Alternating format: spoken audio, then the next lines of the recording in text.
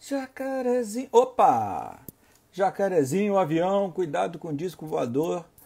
E muito boa noite para todos os senhores, senhores e senhoritas, Aladins e Jasmines, Elzas, Anas e Olafes do meu Brasil varonil. Muito bem-vindos, cheguem mais, cheguem mais. Vamos hoje mais uma vez estar aqui conversando com todo mundo sobre medicina de emergência. Hoje mais uma live temática. Nós estamos conversando aqui um question and answers, perguntas e respostas sobre AVC. Hoje o tema é acidente vascular encefálico. O tema é AVC e vai ser um prazer conversar com vocês. Deixa eu deixar fixado já aqui a parada. Aí, acho que você agora entrou. Todos os Aladins, as Jasmines e os Aladins estão aí. Se você está me ouvindo bem, se você está aí presente, deixa aí um ok para eu saber que você está me ouvindo, para a gente poder começar nosso bate-papo, perguntas e respostas. Vou deixar aqui fixado o deixem suas perguntas, o tema da live de hoje, AVE isquêmico, e vamos que vamos. Para quem não conhece a gente, deixa eu fazer uma breve apresentação enquanto o pessoal vai chegando, sempre faço. Então, Aladins queridos, Jasmines queridas, por favor, cheguem mais. Essa é uma live sobre medicina de emergência. Eu sou médico emergencista. Para quem não me conhece, eu sou Leonardo Coutara. Eu sou fundador, criador e tocador, quem toca a página aqui do Insta, o Emergência Raiz. Sou professor de medicina de emergência, sou supervisor, chefe da residência de medicina de emergência em Vitória, no Espírito Santo, capital mundial da muqueca, a única que existe. Por favor, não, com todo respeito aos meus amigos e minhas amigas da Bahia, não existe muqueca baiana, muqueca é só capixaba, o resto que tem por aí é sopa de peixe. Então, capital mundial da muqueca, com coentro, delícia. Então, eu sou chefe da residência de medicina de emergência aqui, então está me apresentando. Sou emergencista, sou intensivista, coordeno pronto-socorro, coordeno UTI. E desde que começou a pandemia, a gente está aqui fazendo aulas online, ao vivo, sempre no formato muito bate-papo, muito descontraído, sem muita preocupação, sem muita paranoia em ficar projetando slide. O jeito mais rápido de fazer você que está aí do outro lado começar a pegar no sono e sair dessa live é eu começar a projetar um slide sonolento aqui na sua cara. Eu tenho certeza que não é isso que você quer, não é isso que você deseja. Por favor, mandem perguntas e respostas. Aqui é um bate-papo, é interativo, não é nada fixo, não vai ter uma aula aqui de projeção de slides ou de nada. Quanto mais vocês interagirem aqui, vai ser legal. O P. Vicentini aqui já está comentando aqui que a única muqueca é capixaba, então eu suponho que tudo que eu estou falando está sendo ouvido em alto e bom tom aí para vocês, tá claro. Queria aproveitar aqui para dizer que nessa abertura para dizer que as inscrições para a residência de medicina de emergência da Multivix, a nossa residência que eu coordeno, encontram-se abertas, se eu não me engano, é até sexta-feira que vai a coisa acontecer. Então, se você quer fazer medicina de emergência, se você quer estar dentro da especialidade que vai ser o futuro, que vai dominar as próximas 2 décadas no mercado, a hora é agora. Se você esperar, vai passar, vai vir a primeira onda, vai levar você, e se você falar que isso não tem mercado, é porque você está olhando no para-brisa, você está olhando o que era em 2000. Então, se você tem interesse, você está formado, digita aí Multivix Residência, você vai achar um link no Google, vai lá e se inscreve. Nosso programa é credenciado na Comissão Nacional de Residência Médica, tudo bonitinho, tudo nos conformes, tá bom? Hoje, como eu dizia, a gente vai fazer esse bate-papo temático. Agora, isso não quer dizer que se a gente esgotar o assunto, ou se o assunto derivar, a gente não possa fazer outros assuntos aqui e ir conversando. A ideia é sempre ser o mais interativo possível, ser mais bate-papo possível. Se você tem alguma coisa a declarar, alguma pergunta para colocar, pode mandar nos comentários, pode. A minha produtora aí, a pessoa que me ajuda com as lives, está aí na audiência. Por favor, se aparecer alguma perguntinha aí no feed aqui de comentários, redigita aqui para o ponto de interrogação, para o balãozinho de ter um ponto de interrogação, que aí eu consigo ver a pergunta, botar na tela e já responder para vocês. Se às vezes o que fica na lista de comentários, os comentários vão rolando, vai subindo, a gente está com a cabeça concentrada em falar um determinado aspecto, um determinado tema, e pode ser que passe batido, e eu não quero deixar nenhuma pergunta passar batido. Ó, Isabelle Morim já botou aqui, ó, como manejar o paciente hipertenso com indicação de trombólise. Vamos falar, Isabelle, mas por favor digita aqui, ó, aqui embaixo, em algum lugar aqui embaixo na telinha de vocês, vai ter o balãozinho aqui com um ponto de interrogação no meio, bota ali que a gente vai colocando na medida que a coisa for rolando. Beleza, galera? Deixa eu dar um ok também aqui no desktop, para quem está me acompanhando pelo desktop.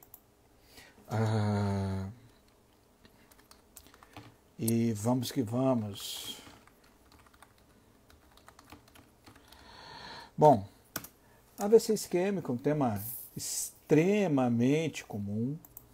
A gente precisa estar atento porque é uma das principais causas de internação, uma das principais causas de pronto-socorro, é uma das principais causas de morte, é uma das principais causas, na verdade, de qualquer coisa.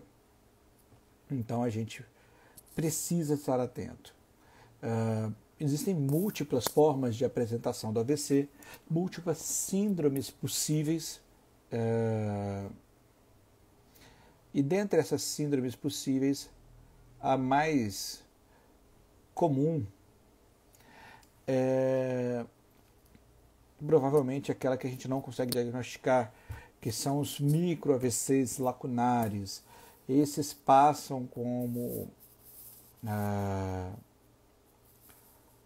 pequenas alterações. Às vezes o paciente não tem nenhuma alteração, sequer aparece no pronto-socorro, ele sequer se direciona até você.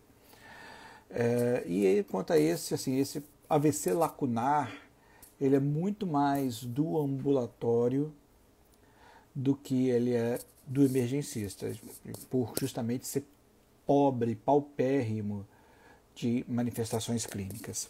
E a gente tem aqueles também AVCs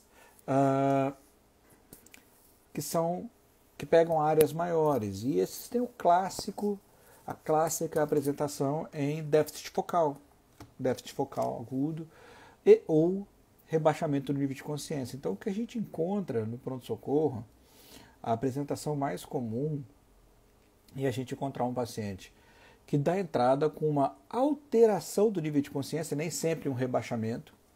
Essa alteração pode ser uma agitação, pode ser uma sonolência, pode ser uma alteração de comportamento, nem está agitado, nem está sonolento, mas está inquieto, está estranho, não está falando coisa com coisa. Então, essa é uma apresentação muito comum. E também o déficit focal, caracterizado por déficit motor, via de regra acaba tendo um predomínio braquial ou crural, pode ter desvio de rima labial, mas também pode ter apresentação com déficit motor, com outros déficits que não motores, por exemplo, afasia, apraxia, o paciente tenta falar e não consegue mais, e aí a gente vai examinar.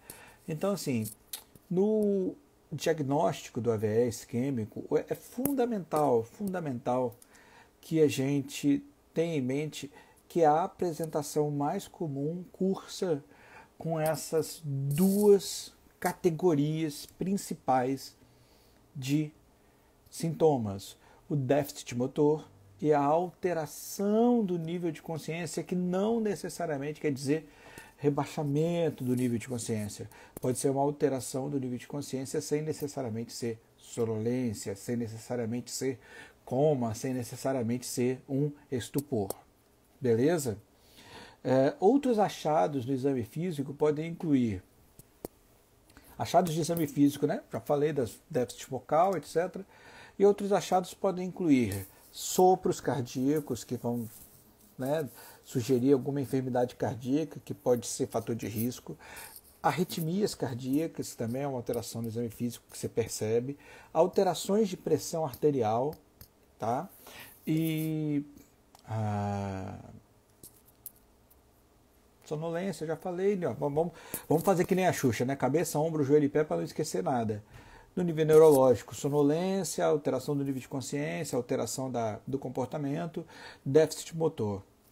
Respiratório, o AVE não costuma dar grandes sintomas no sistema respiratório, embora possa trazer algumas alterações que sejam ritmos respiratórios anormais, como por exemplo Chine-Stokes ou um Kussmaul. É possível.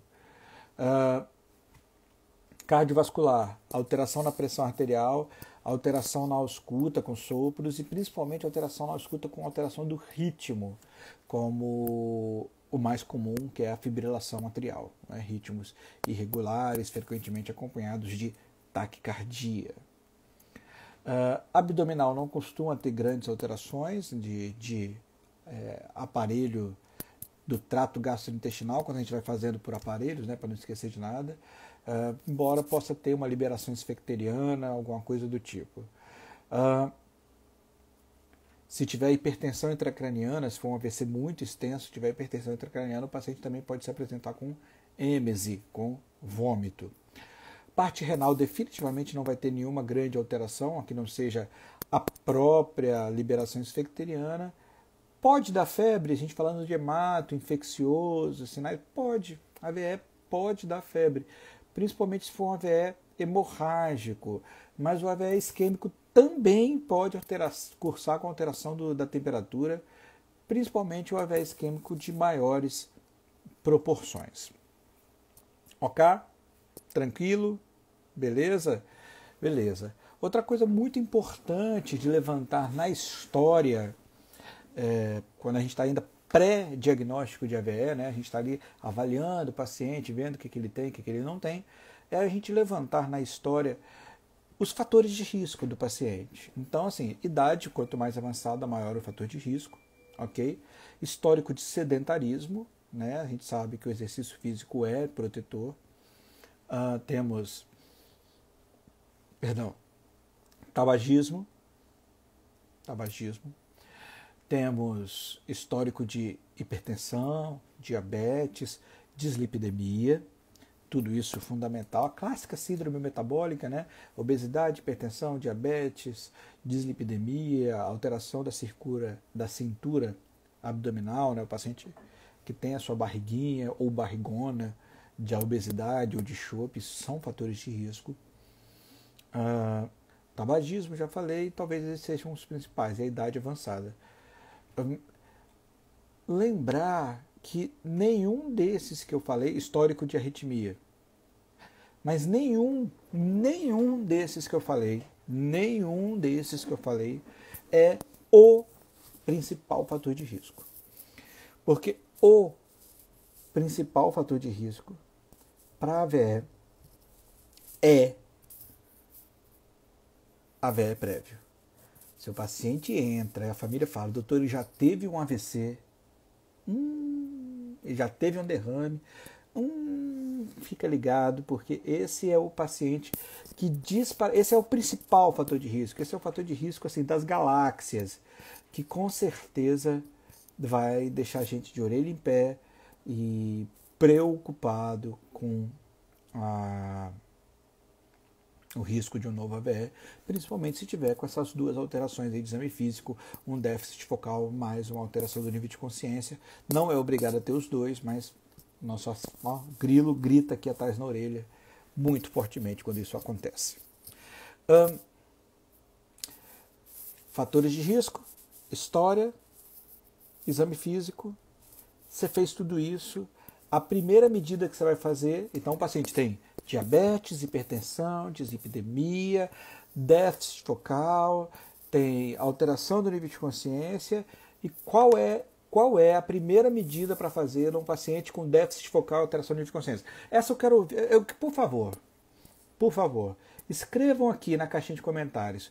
Eu quero saber quem é que vai acertar qual é a primeira medida a se fazer, que tem que fazer correndo, tem que fazer depressa, para um paciente que tenha déficit focal e alteração do nível de consciência. Uma história súbita de déficit focal e alteração do nível de consciência. O paciente está lá, chegou no pronto-socorro, doutor, o que aconteceu? Doutor, de repente ele parou de se mexer, o lado puxou a boca e está meio sonolento. O que tem que fazer? A primeira coisa, escreve aí. Vamos ver quem acerta.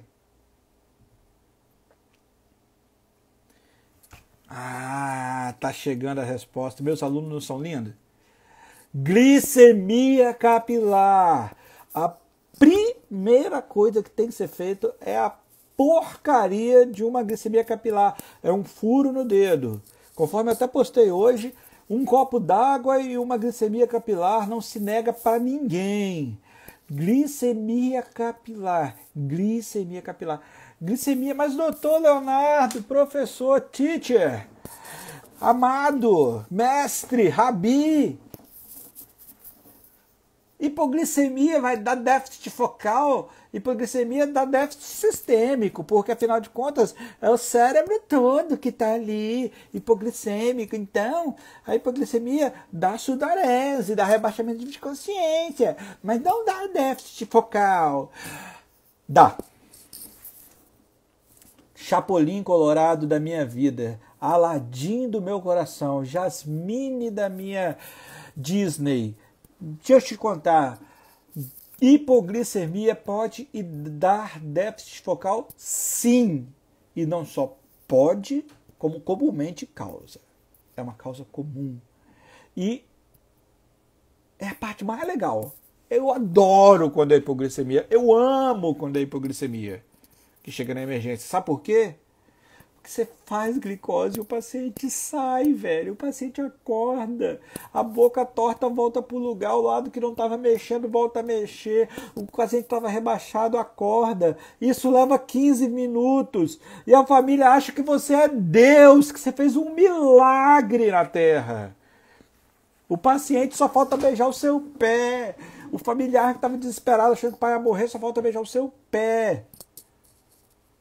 Então, assim, faz a porcaria da glicemia e ora para estar baixo.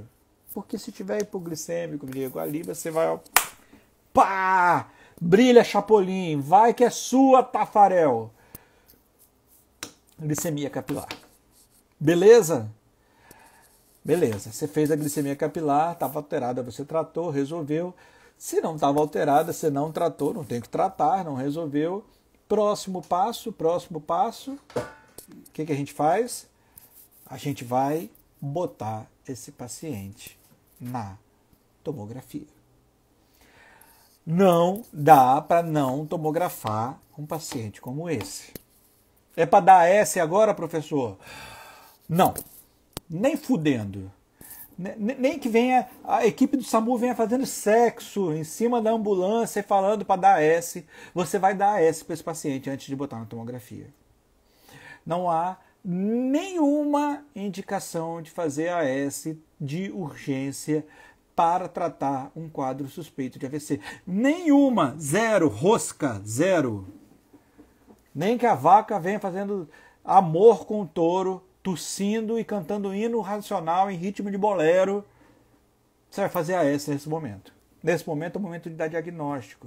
Lembra que o AS, a gente vai falar do tratamento, mas lembra que a AS ele é profilaxia secundária do AVE. O AS não é tratamento de AVC isquêmico. Repeat with me, class. Repeat with me. AS do not treat AVC. AVC é ótimo, acabei de inventar, né? Do not treat accidentation, vasculation, cerebration.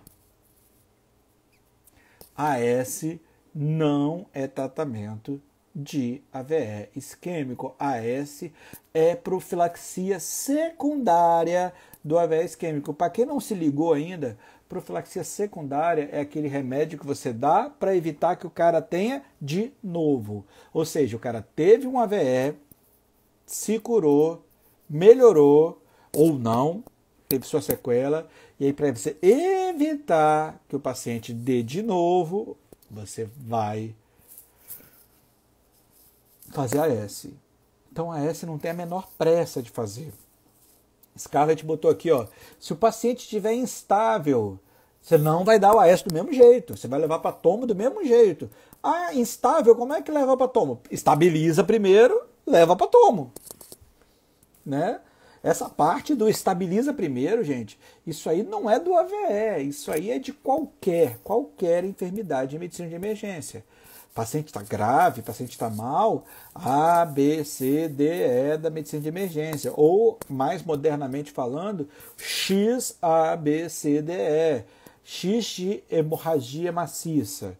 Não é o caso para AVE isquêmico, mas a gente bota no mnemônico para as pessoas lembrarem, afinal de contas, o emergencista está ali para tratar trauma também. Então, X, tá?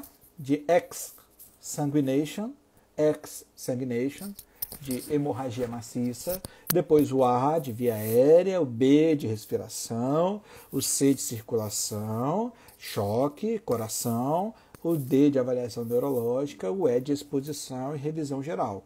Então, se o paciente estiver instável, Scarlett, obrigado pelo comentário, você estabiliza primeiro.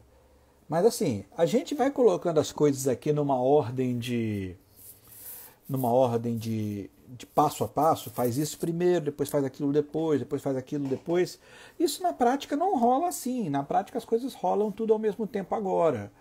Você vai fazer a avaliação, né, toda, ao mesmo tempo que o técnico de enfermagem, o enfermeiro, se tiver um mínimo de orientação e conhecimento, já está fazendo o glicoteste, a glicemia capilar, e as coisas estão rolando em paralelo.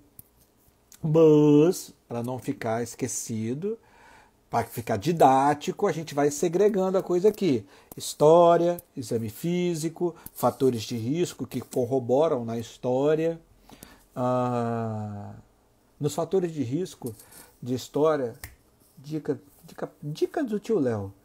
Lembra de perguntar sobre medicamentos que o paciente usa, né? Frequentemente a gente pergunta assim, fulano, o seu fulano é hipertenso? O seu Joãozinho que chegou aqui, dona Maria, o senhor trouxe aqui, está acompanhando o seu Joãozinho. O seu Joãozinho tem pressão alta? Aí a dona Maria fala, não, ele tem pressão alta não. Aí que remédio que ele toma? Ele toma losartan, amlodipina e hidroclorotiazida. Ué, mas você falou que ele não tinha pressão alta? Não, ele não tem pressão alta, doutor. Ele toma o remédio e a pressão fica normal. Muito comum esse tipo de resposta. Então, pergunte sobre os remédios. Em AVE, especificamente, é muito frequente a gente ver paciente que chega usando anticoagulante. Eu tomo Xarelto, eu tomo Rivaroxabana, eu tomo Dabigatran, eu tomo Pradaxa, eu tomo Elix, eu tomo Marevan, eu tomo Varfarin. A Varfarin, remédio do capeta. Salva vidas, tá? É legal, quando bem utilizado, mas é um inferno lidar com ele. Remedinho dos infernos. Então, assim, nunca, jamais, em hipótese nenhuma, deixem de perguntar o que o paciente toma. Então, assim, Scarlett, para poder voltar para o raciocínio do AVE, você perguntou sobre instabilidade. O que você quer fazer? Você quer, primeira coisa, fazer essa assim. Primeira coisa, história, exame físico, sempre a história, exame físico, para começar. Fez a sua hipótese diagnóstica de síndrome cerebrovascular, glicemia capilar. Tá normal? Corre para tomo. Se tiver instável, estabiliza e corre para tomo. Estabiliza como? Seguindo o protocolo básico do XABCDE, sem problema nenhum. Beleza?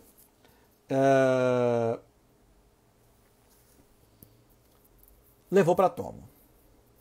Você tem 3 possibilidades, cara pálida. Chapolins e Chaves, Aladins e Jasmines. Estou tentando decidir como é que vocês gostam mais de ser chamado. Eu gostei de Aladim e Jasmine. Mas vamos lá. Aladins e Jasmines do meu Brasil varonil. Você está um paciente com uma síndrome neurológica aguda, com déficit motor, com alteração do nível de consciência, seja para agitação, seja para sonolência. Você tem isso tudo colocado. Queria dar um parceiro, só fazer um parênteses aqui para mandar um beijo pro meu parceiro Gilberto Mildson lá do Ceará, Cenários de Eletro, página top, sigam, Cenários de Eletro, emergencista de formação, mandar um parceiro que ele entrou aí na live. Voltando, você tem tudo isso, fez a glicemia, tá normal, corre para tomo. Lá na tomo você tem basicamente 3 possibilidades, 3, 1, 2,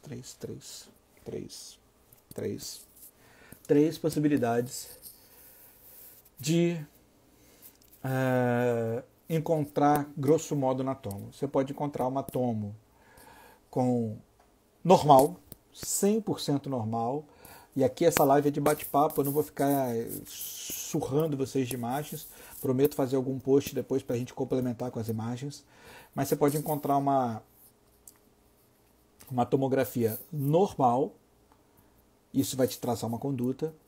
Você pode encontrar uma tomografia alterada, com hipodensidade, isso vai te traçar talvez outra linha de raciocínio. E você pode encontrar AVC hemorrágico, sangramento. Tá? Dos AVCs hemorrágicos, o que mais comumente simula AVC isquêmico, talvez seja a hemorragia intraparenquimatosa, embora a hemorragia subaracnoide também possa causar. Os hematomas epidural e subdural são mais correlacionados a trauma. Pode ser espontâneo? Pode, não tem problema nenhum. A Ana está colocando aqui, a Ana Spinassi, a TC inicial é para excluir sangramento intracraniano? Sim, essa é a principal, embora não seja a única indicação, motivo pelo qual você vai correr para TC. Então você separar o que é isquêmico daquilo que é hemorrágico. Por que eu digo que a principal não é a única? Porque ela também ajuda você, em sendo isquêmico, a tomar decisão sobre tratamento. Porque ali na história... Bom, se for hemorrágico, vamos cair na categoria hemorrágico, que não é o tema principal da live de hoje, eu não quero ficar me alongando em AVC hemorrágico, mas se for hemorrágico, o que a gente vai fazer? A gente vai separar em uma dessas 4 categorias do AVC hemorrágico, tá ok? Subdural, epidural, intraparenquimatoso ou subaracnoide. Em qualquer uma das 4 você vai precisar de uma referência em neurocirurgia. Se você tiver no serviço, chame. Se você não tiver no serviço, encaminha para onde tem. AVC hemorrágico precisa de acompanhamento do neurocirurgião, tá bom? E aí você lembra que a gente não fez AS lá na apresentação sindrômica? Pois é, essa é uma das causas para a gente não fazer AS antes de saber o que vai fazer com o paciente de verdade. O AS, como eu já disse, é profilaxia secundária do AVC isquêmico. Você não precisa dar ele correndo. Você pode dar ele 12 horas depois, quiçá no dia seguinte. Então, um dos motivos para você não fazer o AS é porque você não sabe, não dá para separar 100% pela clínica se é isquêmico ou hemorrágico. Então, se não dá para separar 100% pela clínica, vamos fazer a tomografia primeiro, depois a gente decide. Se for hemorrágico, obviamente, o AVC hemorrágico na fase hiperaguda, ali no momento do diagnóstico, não só o AS está contraindicado, como tudo que, como diz o paciente, como dizem as famílias, afina o sangue. AS, clopidogrel, ticagrelor, marevan, varfarin, Pradaxa, xarelto, heparina profilática, heparina plena, tudo que afina o sangue, a gente vai suspender nesse momento que o paciente está com sangue nos cocos. Beleza? A AS pode fazer transformação hemorrágica? O Gabriel está perguntando aqui. Cara, não é comum. A AS não tem essa potência toda. Mas ele pode piorar o quadro e, eventualmente, precipitar algum sangramento hemorrágico per si. Mas, assim, você não quer piorar. No hemorrágico, a AS não tem a menor lógica de tratamento. Então, você não vai dar um remédio à toa. E 2, sim, ele pode piorar a hemorragia, então não vamos fazer AS, beleza? E tem um outro motivo pelo qual a gente não faz AS. Eu já falei, né? Não vou ficar aprofundando AVC hemorrágico, mas se for um dos 4 principais tratamentos, das 4 tipos de hemorragia mais comuns, né, subaracnoide, epidural, subdural ou intraparenquimatoso, a gente vai mandar para referência em neurocirurgia. E se vocês quiserem, a gente volta aqui com a live só sobre hemorrágicos em outro momento. Voltando, não, você fez a tomografia, não era hemorrágico. E aí teve a pergunta para que seu único objetivo da tomografia era separar o isquêmico do hemorrágico. Não, não é. Tem um outro objetivo da tomografia. A gente vai ver se a tomografia está... Porque o diagnóstico sindrômico é de ataque isquêmico, né? É de um ataque isquêmico, seja transitório, seja definitivo, é de um ataque isquêmico. E a tomografia vai ajudar a gente a mensurar o grau de acometimento cerebral que tem nesse momento. Eu explico. Água.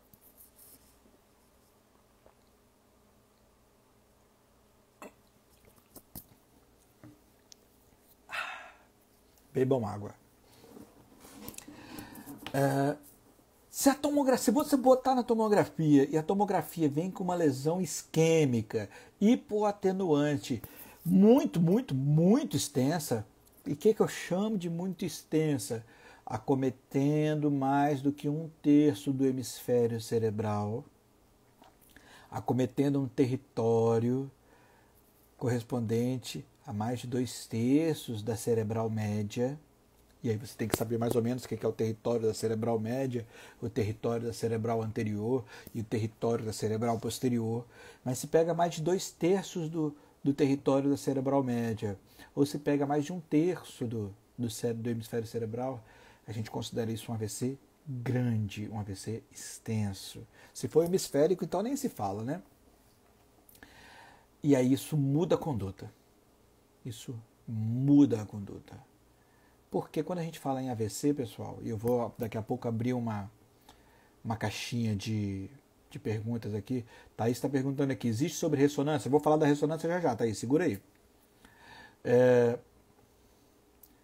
Quando a gente está falando de AVC, pessoal, eu já disse e repeti aqui, o AS não trata o AVC, mas existe um tratamento específico para AVC, que é a trombólise. Ou mesmo a trombectomia mecânica, que recentemente, essa semana, foi incorporado ao rol de procedimentos do SUS. Para fazer trombólise, você precisa necessariamente que o AVE que está acometendo o paciente seja de tamanho médio. Porque se for um AVE muito pequenininho, olha, eu acordei, eu estou com um déficit motor aqui no dedinho mindinho da mão não dominante, da mão esquerda.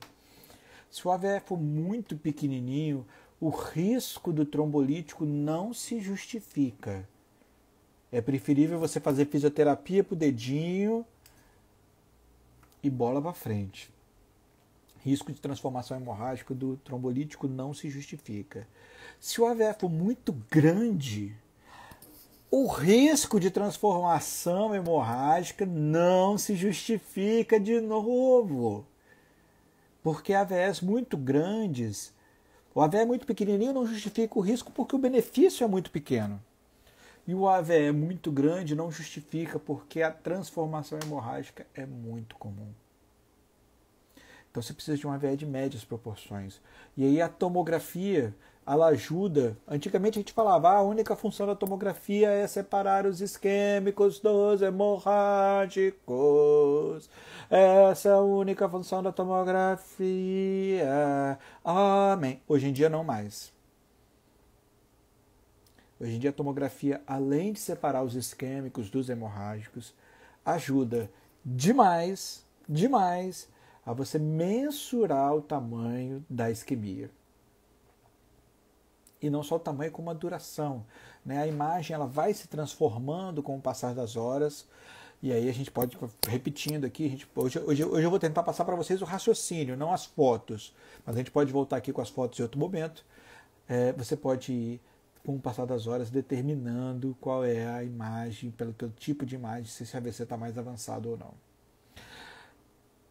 E aí vem a pergunta da tomografia que se colocou aí, da ressonância, perdão, que se colocou aí. Se a ressonância, se a tomografia vier normal, como é que dá o diagnóstico? Você não precisa fazer uma ressonância para dar o diagnóstico. Clínica típica, tomografia normal, você está autorizado a prosseguir em frente tratando isso como se fosse AVE isquêmico. E provavelmente um AVE isquêmico hiperagudo numa fase que você tem janela de tempo boa o suficiente para trombolizar. Mas se você tiver, às vezes você tem uma clínica aguda, uma tomo normal, mas a clínica não é tão típica assim. E aí o que faz? Faz trombólise ou não faz trombólise? Como é que tira a dúvida? Aí sim a resposta está lá. Ressonância. A ressonância ela ajuda, ela detecta muito mais precocemente o AVE do que a tomografia.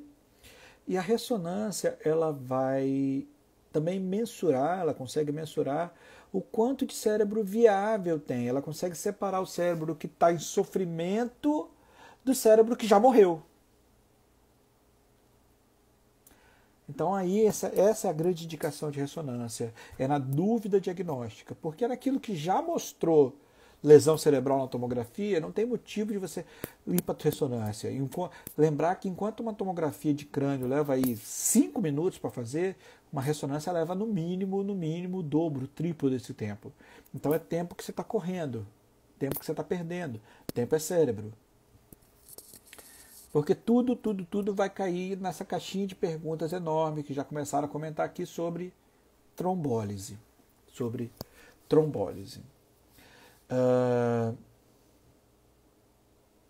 E aí vem a questão. Tromboliza ou não tromboliza? Tromboliza até quando? Quando você faz a trombólise? Quando você não faz a trombólise? Pergunta fundamental. Ainda começa a se questionar isso, mas ainda a pergunta fundamental é: quando foi a última vez que o paciente foi visto sem déficit? E aí nossa resposta ainda é procurar uma meta de menos de 4 horas e meia para poder trombolizar. Por que eu estou dizendo ainda? Porque não está ainda nos consensos, nos guidelines das melhores sociedades, mas já é uma tendência muito clara na literatura a gente ampliar esse delta de tempo de 4 horas e meia para 6 horas, quiçá 9, a depender da ressonância. Entendeu? Paciente que acordou, foi dormir bem e acordou deficitário. Ninguém sabe exatamente quando foi o momento. Formalmente, segundo os guidelines, a gente vai considerar o último momento que o paciente foi visto acordado, ou seja, 10 horas da noite do dia anterior. E o paciente foi despertado, a família despertou às 6 horas da manhã. E aí a gente formalmente sempre considerou que seriam 8 horas de intervalo, então estava fora do tempo de trombólise. Isso começa a mudar, já tem serviços que, por protocolos específicos do serviço, não são guidelines de especialidade, já recomendam para esses casos fazer uma ressonância. Não se conformar com essa história, que é pobre, né? O paciente pode ter, se o paciente dormiu às 22 e acordou com déficit às 6, ele pode ter AVCzado às 22h05? Pode, mas ele pode também ter AVCzado às 5:06. E a conduta é completamente diferente se ele chega às 7 no pronto-socorro. Se ele chega às 7 no pronto-socorro, tendo sofrido seu AVE às 22h05, a conduta é completamente diferente se ele chega às 7 no pronto-socorro, tendo sofrido seu AVE 10:06. E não tem como saber pela história. E não tem como saber isso bem sabido pela tomografia. E aí, mais uma vez, é o caso da gente discutir a ressonância. A ressonância é interessante para esse tipo de separação, de separar o que é cérebro viável, do que é cérebro inviável, do que cérebro que já morreu, do que cérebro que a gente ainda pode tentar trombolizar. Beleza? Beleza.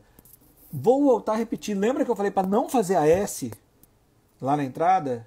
Não ter desespero, esse paniquito de fazer AS? Esse é outro motivo. Formalmente, o AS é contraindicação para trombólise. Formalmente, o AS é contraindicação para trombólise. Tem alguns serviços que acabam trombolizando mesmo assim. Mas se você for puxar no guideline, você fez o AS, você tirou a chance desse paciente ser trombolizado. Olha que bosta. Que merda. Então, sim, você não vai fazer o AS na entrada. Beleza? Thaís Carvalho está perguntando aqui, ó. No caso do acidente isquêmico transitório, TC normal, realiza trombólise em local sem ressonância? Thaís, acidente isquêmico transitório, a gente só faz esse diagnóstico quando o paciente já se recuperou completamente do déficit. Se o paciente já se recuperou completamente do déficit, em menos de 24 horas, essa definição formal de AIT, você não vai fazer trombólise porque ele está 100% recuperado. Cai naquela categoria, um AVE pequeno demais para trombolizar. Vamos tratar, vamos pesquisar por que ele está tendo AVE isquêmico e vamos ver o que está acontecendo. Mas ele não faz trombólise. Agora, se você quando você está escrevendo aí AIT, você está se referindo a um AVC agudo, cujos déficits ainda persistem, que não é nem pequeno demais, nem grande demais. Como é que eu sei o que não é muito pequeno, como é que eu sei o que não é muito grande? O mais validado é a NIHSS, N-I-H-S-S, joga no Google. N de navio, I de igreja, H de helicóptero, S de sapo de novo. É o National Health Institute Stroke Scale. Esse é o mais validado. Você joga lá, vai sair uma pontuação. Você sabe que pontuações muito baixas ou pontuações muito altas não são candidatas a trombólise. Tá bom? É isso aí, ó. O P. Vicente já botou o NIHSS. Niche. Em carioquês. A gente não é carioca não, mas se fosse imitar um carioca, como é que um carioca falaria? Sei lá, niche. Faz um niche, mano. Não, mano é coisa de... Mano é coisa de paulista, sei lá. Sei lá. Enfim. Foco, volta, foco. Esse é mais um motivo pelo qual a gente não faz a AS. A AS, ele atrapalha a condução, tanto no hemorrágico quanto no isquêmico candidato a trombólise. E no isquêmico não candidato a trombólise, o AS não é urgência de se fazer. Então, assim, não tenha pruridos anais de fazer AS na emergência, tá bom? AS você vai fazer na internação. Na internação. Você decidiu, olhou, estabiliza, faz o XABCDE, faz a glicemia capilar. Se não tiver uma história muito clara, lembrar da tiamina. Eu já falei isso aqui em outras lives. Ziquezira neurológica sem causa estabelecida, sempre fazer tiamina. Tá? Mas não, confirmou, é um AVC. Se for hemorrágico, encaminha para neurocirurgia, para o local que tem referência de neurocirurgia. Se for um isquêmico evoluído, aí você vai internar, vai fazer, não tem tratamento específico, é só internar, evitar lesão adicional. E se for um isquêmico, se for um AIT que já recuperou, internar, fazer profilaxia secundária, evitar lesão adicional. E se for um AIT, um AVE isquêmico em janela de tempo boa o suficiente, aí sim fazer trombolítico. E aí, respondendo especificamente a pergunta se pode fazer trombolítico sem ressonância? Sim, pode. Sim, pode, sim, deve. Ressonância é exceção para tirar dúvida nos casos que tem dúvida. Se é um caso típico, tomografia está normal, sintoma persiste, o NIHSS está na faixa de trombólise, trombolítico. Beleza? Trombolítico. Tá? Não deixa de fazer o trombolítico. Indicações e contraindicações trombolítico. A principal indicação é essa, né? Um AVE isquêmico na faixa de tempo, na janela de tempo, que classicamente é 4,5 horas, mas que pode ser feita em janelas maiores, dependendo da referência onde você está, do protocolo específico, da ressonância. Tem muito artigo saindo sobre isso. Mas se perguntarem na prova, você vai responder 4,5. E as contraindicações? Cara, tem um monte de contraindicação para o trombolítico, tá bom? Posso passar algumas aqui para vocês, mas melhor do que eu passar algumas para vocês aqui, porque nem eu, cara, eu sou professor de emergência, eu sou emergencista, eu sou intensivista.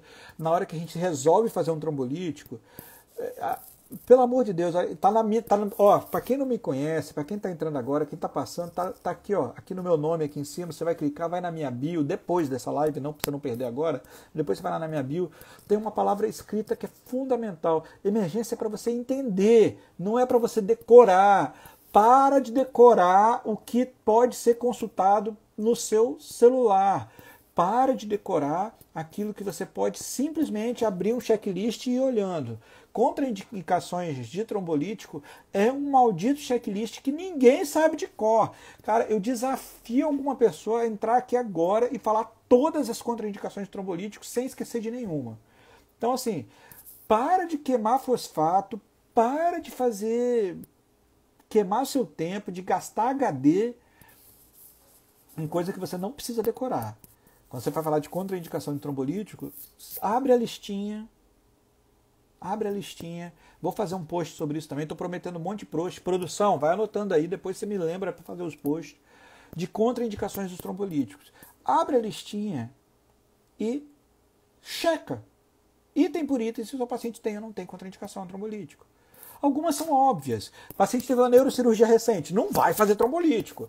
O paciente está em uso de Marevan com INR maior do que 2, não vai fazer trombolítico. O paciente tem plaqueta menor que 50 mil, não vai fazer trombolítico. O paciente teve hemorragia digestiva alta recente, não vai fazer trombolítico. Mas puta que o pariu, precisava de uma lista para saber disso? Não, isso é óbvio.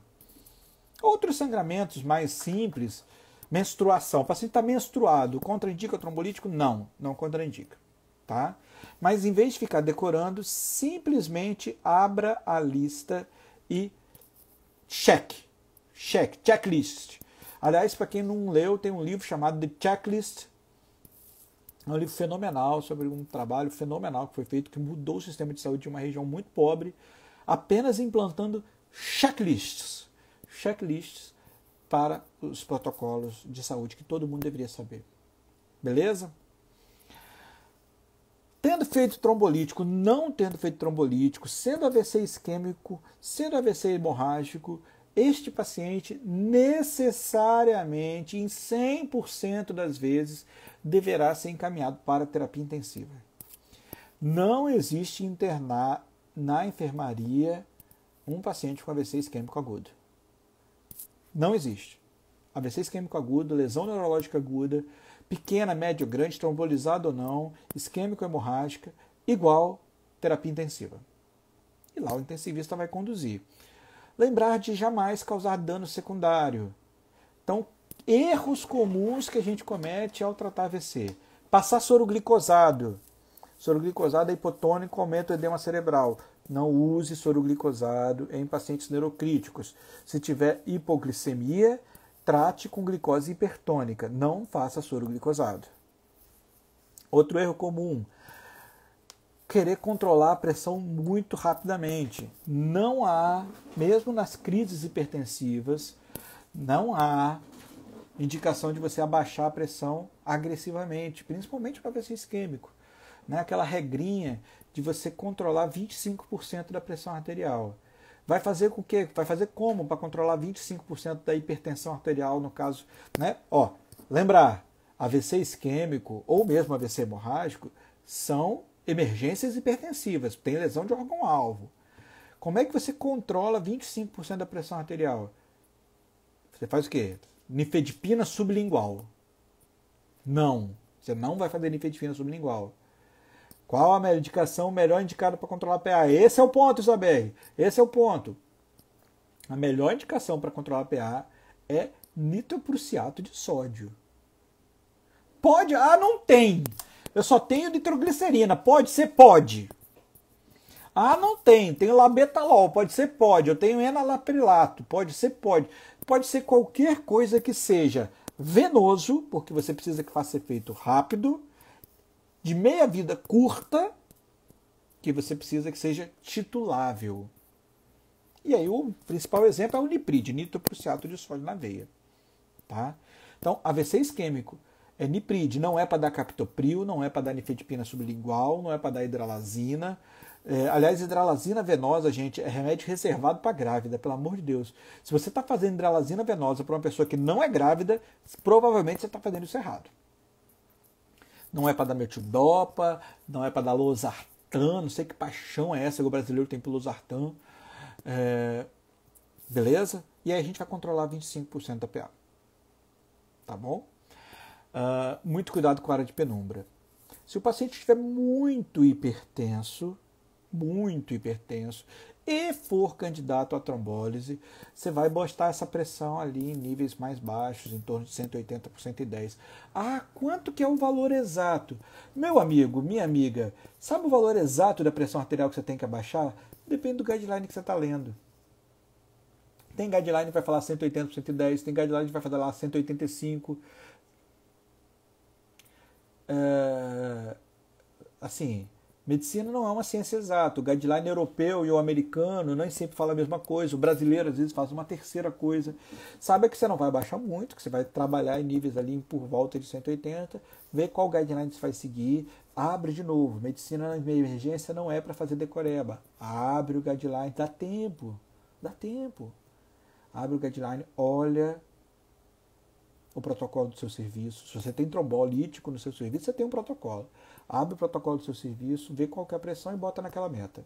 Tá? Via de regra vai ficar em torno de 180, 185 de sistólica e 110 de diastólica. Esses são os valores mais comuns. Mas pode ter umas pequenas variações nisso aí, conforme o guideline que o seu serviço segue. Se é o europeu, se é o americano, se é o brasileiro. Beleza? Sem decoreba.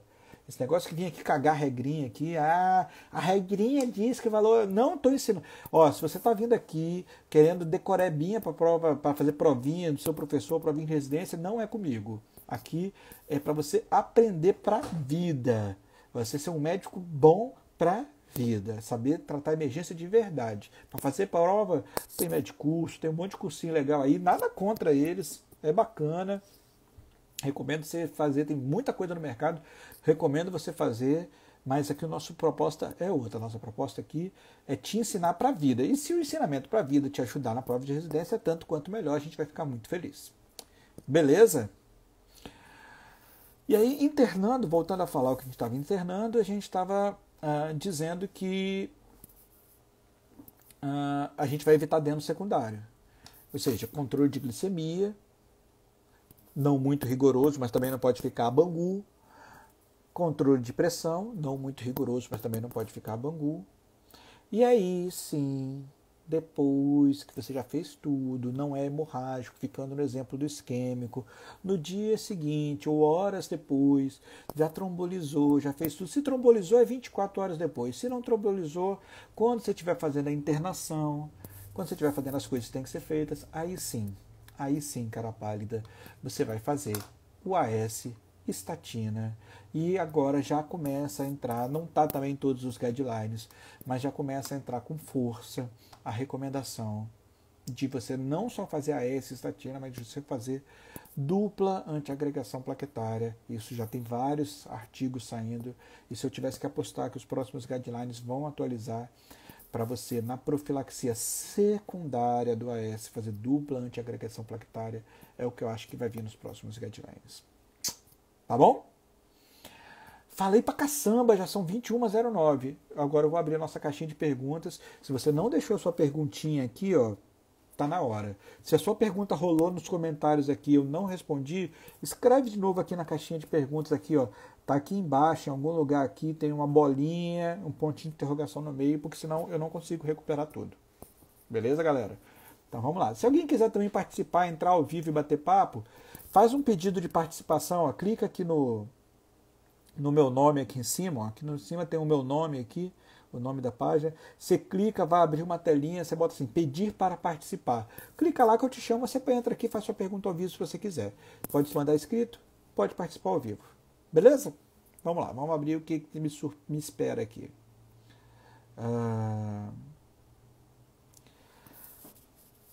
Cadê a pergunta? Peraí, gente, eu cliquei aqui, era para ter entrado na tela. Vamos lá de novo. Entrou. Deb Pedrosa. Qual a opção de tratamento para pacientes alérgicos ao AS?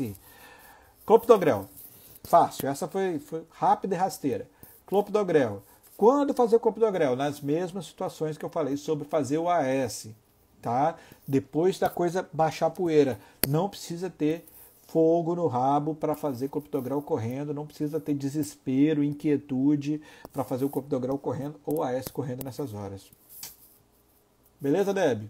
Espero que tenha te atendido a resposta. Se não atendeu, escreve aqui que eu volto a falar. E se eu não souber, eu solto um sonoro, não sei para vocês, porque afinal de contas, ninguém sabe tudo. Se você acha que seu professor sabe tudo, desce, aterrissa, né? Não pense isso de mim porque eu não sei, ninguém sabe, tá bom? É isso aí. Deixa eu ver se tem mais alguma perguntinha. Ticagrelor, melhor opção? Tem muito pouco estudo, a Thaís Carvalho botou aqui, ó. Ticagrelor é a melhor opção? Tem muito pouco estudo com ticagrelor ainda para AVE isquêmico, tá? É promissor. É promissor, a gente sabe que o efeito antiplaquetário dele é bem melhor do que o AS, é melhor do que o clopidogrel. Na síndrome coronariana aguda, ticagrelor, ele é superior ao clopidogrel, ele não é igual, ele é superior. Até fiz um post sobre isso também, aliás, agora cada vez mais vou começar a responder, porque a quantidade de posts vai aumentando, então vou começar a falar cada vez mais disso. Tem um post meu sobre isso. Ticagrelor é superior a clopidogrel na coronariopatia aguda, mas nem tudo que vale para o coração vale para o cérebro. Para o coração, por exemplo, a gente sabe que está bem validado trombolizar até 12 horas. Para o cérebro, já falei aqui, repetindo, 4,5, talvez 6, conforme ressonância. Fora disso, só se você for especialista, não brinca de fazer trombólise mais cima de 4,5 se você não for especialista não, que a chance de você tomar no rabo um processo é muito grande. Desculpa a expressão, mas aqui o tio fala palavrão mesmo. Espero que todo mundo que esteja nessa live é maior de 18 anos. Se você é menor de 18 anos, por favor, chama o papai, chama a mamãe. Você está no lugar errado. O tio Léo vai adorar te receber aqui depois que você fizer 18. Mas o nosso público aqui é estudante de medicina, são médicos jovens, são médicos interessados em medicina de emergência. Se você for um adolescentezinho passeando por aqui, procura o Detonauta, tá bom? Detonauta não, o Peixonauta, vai ver a Peppa, Candy Crush, tem muita coisa legal para você, mas hoje não. Voltando, adoro criança, adoro adolescente, mas não é aqui. Aqui é papo sério. Deixa eu ver aqui mais perguntas aqui. Deixa eu até me perdi aqui na pergunta. Ticagrelor, falava sobre ticagrelor. Melhor opção, validado já como melhor opção para o coração, ainda não validado como melhor opção para o cérebro. Promissor. Vamos aguardar.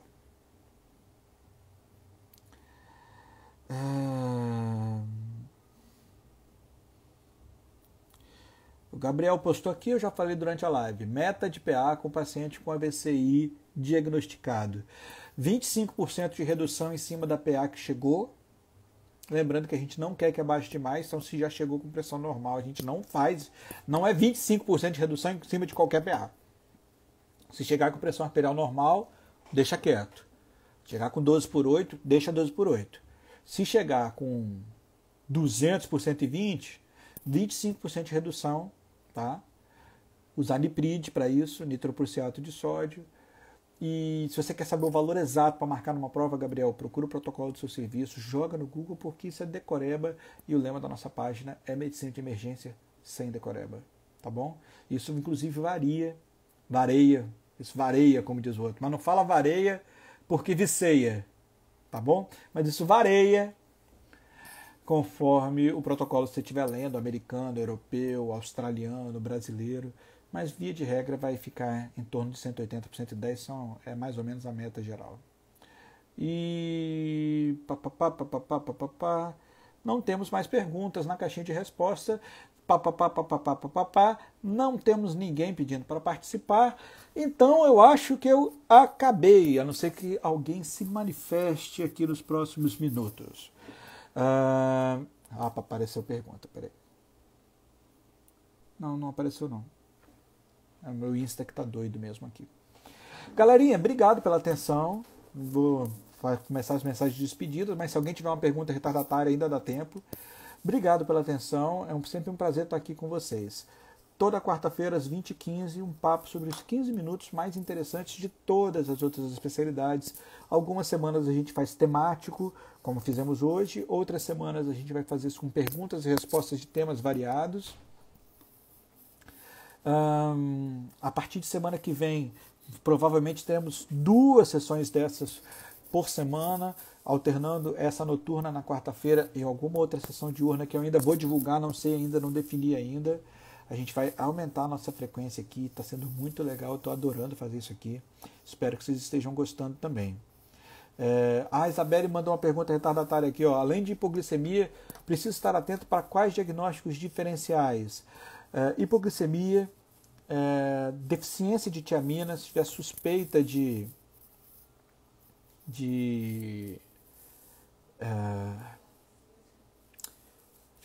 hipovitaminose, de etilismo, etc., tem que fazer tiamina. Alterações metabólicas em geral, uremia, sepse é um diagnóstico diferencial sempre, tá? Para ver se é isquêmico, meningite, tá? São os diagnósticos diferenciais mais atentos. E lembrar também de encefalopatia hipertensiva, que é quando a pressão sobe muito e o paciente fica com o cérebro todo, né, lesionado, mas não necessariamente tem um déficit focal. Além disso, tumores, né, doenças que dão doença cerebral focal, neoplasias, metástases, abscesso. Se tiver em lugar remoto, sem tomografia, podemos começar a tratar empiricamente? Não, porque você não sabe se é isquêmico, você não sabe se é hemorrágico. Você vai chamar e vai referenciar esse paciente para algum lugar que tem diagnóstico. Deb, infelizmente, não dá para prescindir de tomografia nessa situação. Tá bom?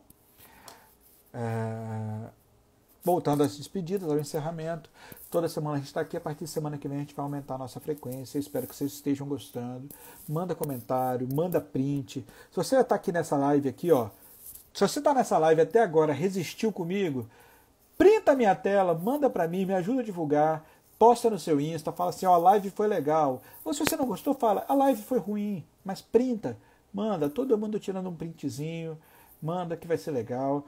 Quanto mais gente participa, mais perguntas surgem, mais legal fica o bate-papo, mais interessante fica a coisa toda. Então, é isso, tá bom? Beijo no coração de vocês, peçam sugestões de tema, manda direct, entra, eu respondo todas as perguntas de todas as pessoas que me mandam, manda direct, envia, vamos junto, bom fim de quarta, tchau.